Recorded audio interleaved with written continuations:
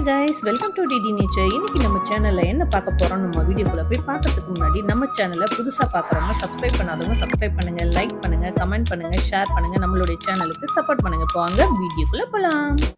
இன்னைக்கு இந்த பதிவில் நம்ம வந்து பூஜை அறை குறிப்புகளை பற்றி தான் வந்து சொல்ல போகிறோம். பெண்களுக்கு வந்து ரொம்பவே யூஸ்ஃபுல்லானதாக இருக்கும்.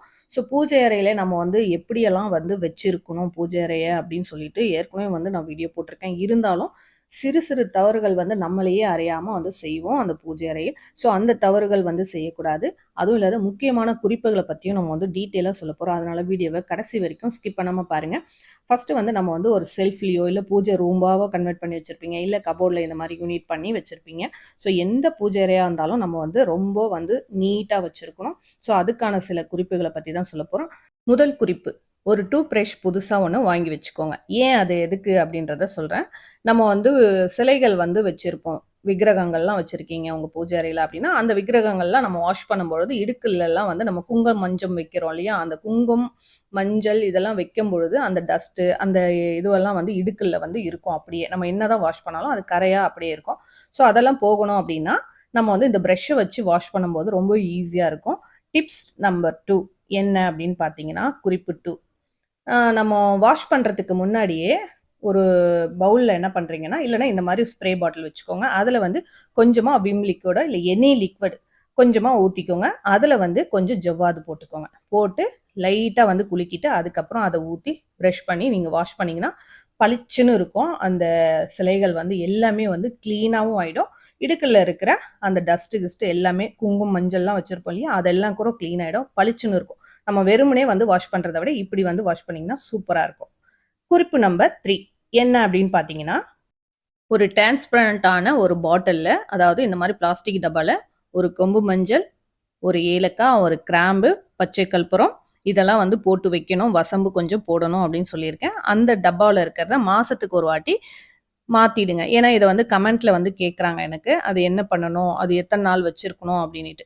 அது உள்ளே இருக்கிற அந்த பச்சை கற்பூரம் வந்து கரையிற வரைக்கும் வச்சிருங்க. அதுக்கப்புறம் திருப்பி வந்து மாற்றிடுங்க. ஃப்ரெஷ்ஷாக இருந்ததுன்னா அப்படியே விட்டுடுங்க, எந்த பிரச்சனையும் இல்லை.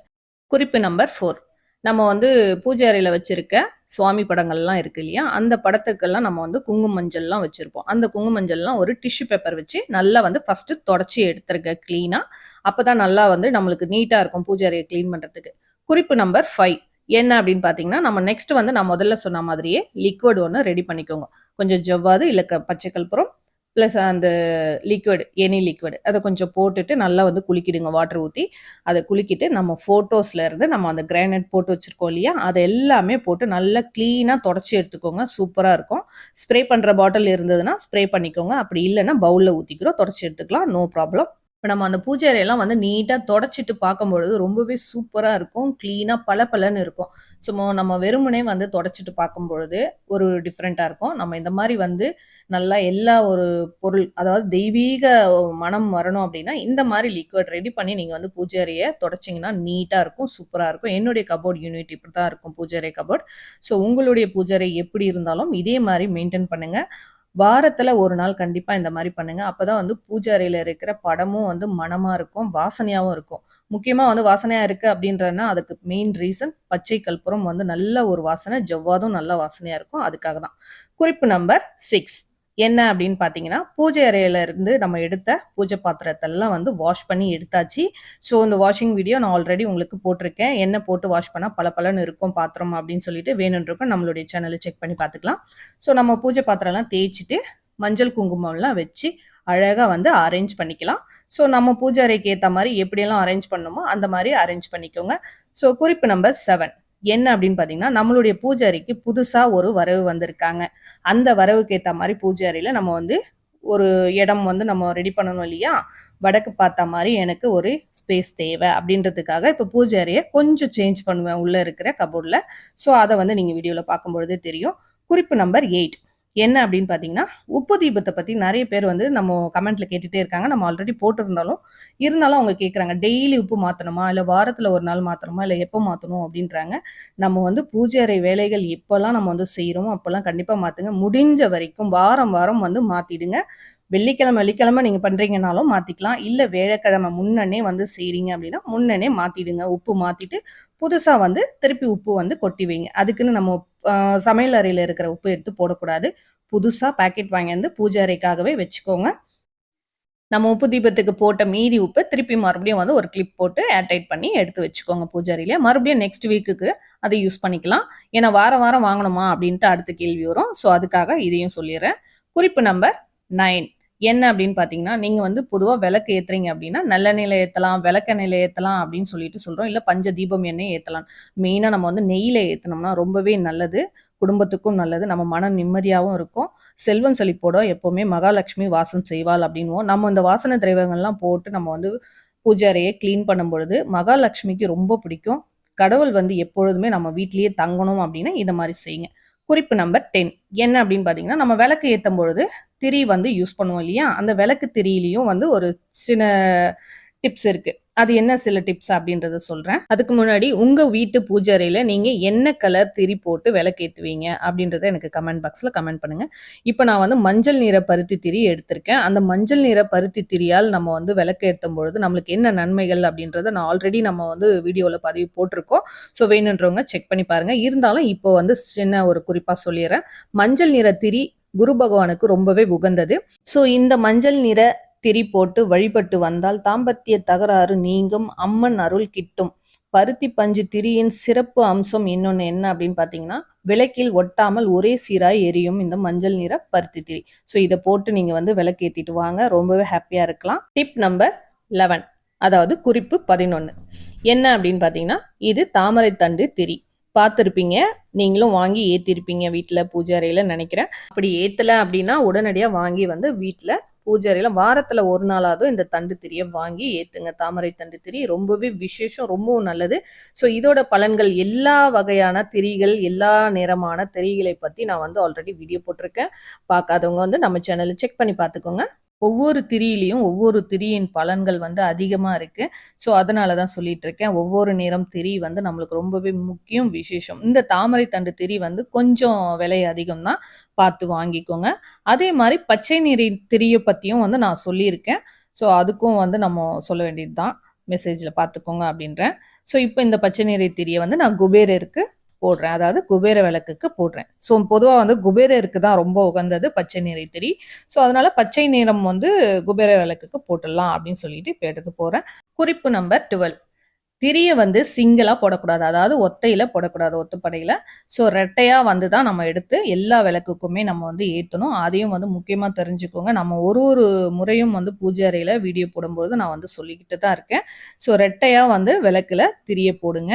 குறிப்பு நம்பர் 13 என்ன அப்படின்னு பார்த்தீங்கன்னா, எப்பொழுதுமே நம்ம விளக்கெல்லாம் வந்து தேய்ச்சி மஞ்சள் குங்குமம்லாம் வச்சு முடிச்ச பிறகு நம்ம வந்து விளக்கேத்துறதுக்கு தயாராகுவோம் இல்லையா? அப்போ வந்து என்ன பண்ணணும் அப்படின்னு பார்த்தீங்கன்னா, முதல்ல வந்து நம்ம எண்ணெயோ இல்ல நெய்யோ வந்து இட்டுட்டு தான் அதுக்கப்புறம் வந்து திரிய வந்து போடணும்.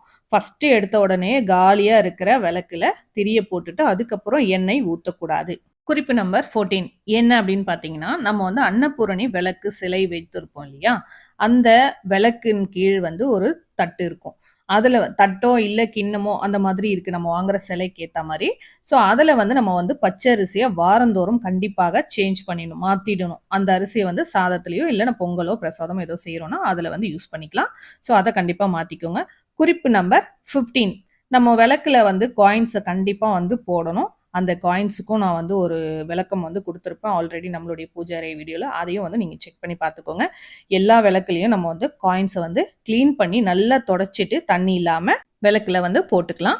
ஸோ ₹1 காயினை பத்தியும் நான் வந்து சொல்லியிருக்கேன் விளக்கமா. ₹5 காயினை பத்தியும் சொல்லியிருக்கேன். எந்தெந்த விளக்குக்கு ₹1 காயின் வைக்கலாம், எந்த விளக்குக்கு ₹5 காயின் வைக்கலாம், எப்படி வைக்கணும், விளக்குக்கு அடியில வைக்கிறதா இல்ல விளக்கு உள்ள போடுறது, இது எல்லாமே வந்து டீட்டெயிலா சொல்லியிருக்கேன். ஸோ தெரியாத பிகினர்ஸ் இருக்கீங்க, நம்ம சேனலை புதுசா பார்க்குறீங்கன்னா அவங்களுக்கு யூஸ்ஃபுல்லா இருக்கும். நம்மளுடைய சேனலை செக் பண்ணி பாருங்க. குறிப்பு நம்பர் 16 என்ன அப்படின்னு பார்த்தீங்கன்னா, நம்ம விளக்குங்களுக்கு காயின்ஸ் எல்லாம் வைக்கிறோம் இல்லையா? அந்தந்த விளக்கோட காயின்ஸ் தான் அது அதுக்கு வைக்கணுமா அப்படின்றதெல்லாம் கிடையாது. நம்ம எல்லா விளக்குக்கும் வைக்கிறது நமக்கு தெரியும், நம்ம பூஜை அறையில இருக்கிற காயின்ஸை பத்தி. ஸோ நீங்க வாஷ் பண்ணிட்டு அழகா வந்து தொடச்சிட்டு போடலாம். ஸோ இதுவும் வந்து கமெண்ட்ல ஒருத்தவங்க கேட்டிருந்தாங்க, அது எப்படி நாங்க கண்டுபிடிக்கிறது, எல்லா விளக்கு காயினும் எடுத்து வாஷ் பண்றோமே அப்படின்னு சொல்லிட்டு. ஸோ அதுக்காக சொல்றேன். ஸோ அது மட்டும் இல்ல, நம்ம விளக்க வந்து ஏத்திட்டு அட்ஜஸ்ட் பண்ணக்கூடாது. அதுக்கு முன்னாடியே நம்ம வந்து அரேஞ்ச்மெண்ட் பண்ணும்பொழுது எல்லாமே வந்து கிளீனா வந்து அடுக்கி அரேஞ்ச் பண்ணிக்கோங்க. ஸோ அது ரொம்ப நல்லது. குறிப்பு நம்பர் 17. என்னடா 17ன்றேன், டிப்ஸ் நம்பர் 17 அப்படின்னு தானே சொல்லணும் அப்படின்னு சிலர் கேட்பீங்க கமெண்ட்ல. அதுக்கும் வந்து விளக்கம் கொடுக்குறேன். ஸோ நம்ம வந்து ஃபர்ஸ்ட் ஸ்டார்டிங்ல வந்து குறிப்பு, பூஜை அறை குறிப்பு அப்படின்றதுனால நான் அப்படி சொல்லிக்கிட்டு இருக்கேன். ஸோ இந்த வேர்ட்ஸுக்கு ஏற்ற மாதிரி நான் அப்படி வந்து ரிப்ளை பண்றேன். அது வந்து தப்பா எதுவும் எடுத்துக்க வேண்டாம். இப்போ வந்து நம்ம பூஜை அறைக்கு தேவையான பூக்கள் வந்து வாங்கி வச்சிருக்கோம் இல்லையா? நம்ம அரேஞ்ச் பண்றோம் அப்படின்னா தனித்தனியா பூக்கள் வந்து வைக்கிறோம் பூஜை அறையில. அதாவது நம்மளுடைய சாமி படத்துக்கு அப்படின்னா அந்த சாமி படத்துக்கு ஏத்த மாரி பூ வந்து பிரிச்சு வச்சுக்கோங்க. ஈஸியா இருக்கும். சீக்கிரமாவும் வந்து நம்மளுக்கு வந்து பூஜை அறையில வேலைகள் வந்து முடியும். ஸோ நம்ம வந்து மாட்டி வைக்கிற மாதிரி இருக்கு அப்படின்னா, அதுக்கேத்த மாரி பூஜை அறைக்கு தேவையான பூ, சாமந்தியோ, மல்லியோ எதுவா இருந்தாலும் கட்டி வாங்குனாலும் சரி, இல்ல நம்ம வாங்கி வீட்ல கட்டுறோம் அப்படின்னாலும் சரி, கட்டி அழகா வந்து அரேஞ்ச் பண்ணிக்கோங்க. நான் வந்து வாங்கிட்டு வந்து உதிரி பூக்களா வாங்கிட்டு வந்து கட்டி வச்சிருக்கேன். எந்தெந்த கடவுளுக்கு வந்து நம்ம வந்து கட்டின பூ வைக்க போறோம் அப்படின்றது இப்ப நம்ம வந்து வைக்கும்பொழுதே உங்களுக்கு எல்லாருக்கும் தெரியும். நம்மளுடைய பூஜை அறைய வந்து நம்ம வந்து அலங்கரிக்கும் பொழுது தான் தெரியும். அந்த பூஜை அறையோட அழகே எப்படி இருக்கும் அப்படின்னு சொல்லிட்டு. ஏன்னா நம்ம வந்து எந்த அளவுக்கு வந்து அழகா அலங்கரிக்கிறோமோ, அந்த அளவுக்கு வந்து பிரகாசமா கோவில விட அதிகமா நம்ம வீட்ல வந்து நல்லா இருக்கும் பூஜை அறைய பார்க்கும்பொழுது. ஸோ பூஜை அறையிலேயே உட்காந்துக்கலாமா அப்படின்னு இருக்கும். ஸோ அந்த அளவுக்கு நம்ம வந்து பூஜை அறைய பார்த்துக்கணும். நீட்டாவும் இருக்கணும். ஸோ வாசனை திரவியங்கள்லாம் நம்ம வந்து யூஸ் பண்ணணும்னு சொல்லியிருக்கேன். ஸோ அதுலயும் வந்து நம்மளுக்கு மகாலட்சுமி வாசம் செய்யக்கூடிய ஒரு பொருள் தான் நம்ம வந்து சொல்லியிருக்கிறது. ஸோ அதெல்லாம் வந்து ஃபாலோ பண்ணாலே நம்ம பூஜை அறை தெய்வீக கலாச்சமா இருக்கும். ஸோ இப்போ நான் வந்து கட்டின பூவெல்லாம் எதுக்கெல்லாம் யூஸ் பண்றேன் அப்படின்னு சொல்லியிருக்கேன் இல்லையா? ஸோ இந்த மாதிரி வந்து நம்ம வந்து சிங்கிளா பூ வைக்க முடியாத இருக்கிற இடத்துலலாம் நம்ம வந்து அந்த ஊக்கு போட்டு மாட்டி வச்சிருப்போம் ஆணி அடிச்சு ஃபோட்டோக்கு. ஸோ அதில் வந்து கட்டின பூக்கள் வந்து மாட்டி விட்டுக்கலாம். நம்ம ரொம்பவே அழகா இருக்கும். பார்க்கவும் நல்லா இருக்கும். சூப்பரா நீட்டா இருக்கும். ஸோ இப்போ பார்த்தீங்கன்னா என்னுடைய பூஜை அறையில பூ அலங்காரம் வேலைகள் எல்லாமே வந்து கிளீனா முடிஞ்சிடுச்சு. ரொம்ப அழகா நீட்டா இருக்கு. ஸோ என்னுடைய பூஜை அறை எப்படி இருக்கு அப்படின்றத எனக்கு கமெண்ட் பாக்ஸ்ல கமெண்ட் பண்ணுங்க. குறிப்பு நம்பர் 18. என்ன அப்படின்னு பார்த்தீங்கன்னா, ஒரு கண்ணாடி பவுல்ல ஏதாவது கொஞ்சம் பூ இருந்தா கூட போதும். இந்த மாதிரி வந்து அழகா வந்து அலங்காரம் பண்ணி வைங்க. அது வந்து நம்மளுக்கு வந்து நேர்மறையான ஆற்றலை வந்து கொடுக்கக்கூடியது. ஸோ எதிர்மறை ஆற்றல் வராது. ஸோ இதே மாதிரி நம்ம வந்து வெளியவும் வந்து பவுல்ல பூ போட்டு வைக்கலாம். ஸோ அதை பத்தியும் நான் வந்து உங்களுக்கு சொல்றேன் டீட்டெயிலா.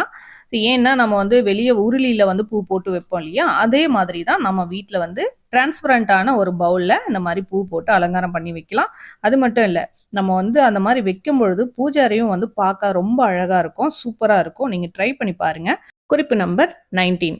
என்ன அப்படின்னு பார்த்தீங்கன்னா, நம்ம பூஜை அறையில மா இலை வந்து கண்டிப்பா இடம்பெறணும். ஸோ அதுதான் நான் வந்து காமாட்சி அம்மன் விளக்குக்கு அடியில வச்சிருக்கேன். ஒரு 3 இலை இருந்தா கூட போதும். நம்ம வீட்டு வாசல்லையும் தோரணம் கட்டி வைக்கிறது நல்லது. குறிப்பு நம்பர் 20. என்ன அப்படின்னு பார்த்தீங்கன்னா, நம்ம ஸ்டார்டிங்லேயே சொல்லியிருப்போம். நம்ம வீட்டு பூஜை அறைக்கு ஒரு புது வரவு வந்திருக்கு அப்படின்னு. குபேரர் சிலை தான். ஸோ அந்த சிலைகளுக்கு ஏற்ற மாதிரி நம்ம வந்து இடம் வந்து அரேஞ்ச் பண்ணியிருக்கேன். நம்ம பூஜை அறையை வந்து கொஞ்சம் சேஞ்ச் பண்ணணும் அப்படின்னு நினச்சி பண்ணியிருக்கேன். ஸோ அது என்ன சேஞ்ச் பண்ணியிருக்கேன் அப்படின்னு உங்களுக்கு யாராவது தெரிஞ்சா இந்த வீடியோ பார்த்துட்டு எனக்கு கமெண்ட் பாக்ஸில் கமெண்ட் பண்ணுங்க. முக்கியமாக இன்னொரு டிப்ஸ் என்ன அப்படின்னு பார்த்தீங்கன்னா, குறிப்பு நம்பர் 21. அதையும் சொல்லிடுறேன். ஸோ நம்ம வந்து வீட்டில் வந்து பூஜை அறையில் ஊதுவத்தி ஏற்றி வைப்போம் இல்லையா? முக்கியமாக பெண்களுக்கு தெரியும். ஸோ ஊதுவத்தி ஏற்றும் பொழுது இந்த மாதிரி ஸ்டாண்டில் வந்து ஏற்றி வச்சிங்கன்னா உங்களுக்கு ரொம்பவே வந்து யூஸ்ஃபுல்லாக இருக்கும். ஸோ நார்மலாக அந்த சின்ன ஸ்டாண்டு மாதிரி இருக்கும். அதில் வந்து நீங்கள் ஏற்றி வைக்கும்பொழுது அதோட சாம்பல்லாம் வந்து கீழே கொட்டி பூஜை அறையே ஃபுல்லாக வந்து டஸ்ட் மாதிரி ஆகிடும். நம்ம அடிக்கடிக்கு வந்து க்ளீன் பண்ணுற மாதிரி இருக்கும். இடுக்கல்லாம் போய் சேர்ந்துரும். ஸோ இது வந்து பெண்களுக்கு வந்து தெரியும். ரொம்பவே வந்து அது முக்கியமான விஷயம். ஸோ பூஜை அறையில் அதை வந்து கடைப்பிடிக்கிறது நல்லது. சில விஷயங்கள் வந்து நம்ம வந்து கரெக்டாக நீட்டாக வந்து ஃபாலோ பண்ணோம்னாலே நம்ம பூஜை அறை எப்பொழுதுமே தெய்வ கடாட்சமாக இருக்கும். தெய்வ கடாட்சம்னா என்ன அப்படின்ட்டு சிலர் வந்து கமெண்ட்ல கேட்குறாங்க. அதே மாதிரி மகாலட்சுமி வாசம் செய்யும் அப்படின்றீங்களே, அது எப்படி வாசம் செய்யும் அப்படின்றாங்க. இந்த மாதிரியெல்லாம் வச்சிருந்தால்தான் நம்ம வீட்டில் வந்து மகாலட்சுமி வாசம் செய்யும். செல்வம் செழிப்போடு நோய் நொடி இல்லாமல் எப்பவுமே லைஃப்ல ஹாப்பியாக இருக்கலாம். அதை முதல்ல தெரிஞ்சுக்கோங்க. அடுத்த குறிப்பு என்னன்னு பார்த்தீங்கன்னா, நம்ம வீட்டு நிலவாசப்படி எப்பவுமே மங்களகரமாக வைக்கணும். நான் போடுற ஒவ்வொரு வீடியோலையும் நம்ம வந்து சொல்லிக்கிட்ட விஷயம் இதுதான். நிலவாசப்படி பார்க்க மங்களகரமாக இருந்தால் தான் வர கடவுள் வந்து தெய்வம் வந்து நம்ம வீட்டில் வந்து குடிக்கொள்வாள் அப்படின்னு சொல்லியிருக்கேன். நிலவாசப்படியே மஞ்சள் குங்குமம்லாம் வைத்து கோலம்லாம் போட்டு அழகாக வைங்க. அதே மாதிரி உருளிலேயோ இல்லைன்னா டிரான்ஸ்பரண்டான ஒரு கண்ணாடி பவுல்லையோ நம்ம வந்து பூ போட்டு அழகாக வச்சாலே போதும். கண் திருஷ்டி கூட நம்ம வீட்டுக்கு வந்து வராது. யாராவது வெளியாட்கள் வராங்க வீட்டுக்கு அப்படின்னா இதை பார்க்கும் பொழுதே அவங்களுடைய கெட்ட எண்ணங்கள், கெட்ட பார்வைகள் எல்லாமே வந்து விலகி ஓடிடும். இந்த வீடியோ உங்களுக்கு யூஸ்ஃபுல்லாக இருக்கும்னு நினைக்கிறேன். அப்படி யூஸ்ஃபுல்லாக இருந்துச்சுன்னா ஒரு லைக் பண்ணுங்க. என்னோட சேனலுக்கு சப்போர்ட் பண்ணுங்க. தேங்க்யூ ஃபார் வாட்சிங். சப்ஸ்கிரைப் பண்ணுங்க, லைக் பண்ணுங்க, மறக்காம பெல் ஐக்கனை கிளிக் பண்ணுங்க, கூடவே ஆல் என்ற ஐக்கனையும் கிளிக் பண்ணுங்க. அப்பதான் நான் போடுற ஒவ்வொரு வீடியோவும் மொபைலுக்கு உடனுக்குடன் நோட்டிஃபிகேஷனாக வரும். ஏதேன் டவுட்னா கமெண்ட் பண்ணுங்க. என்னோட சேனலுக்கு சப்போர்ட் பண்ணுங்க.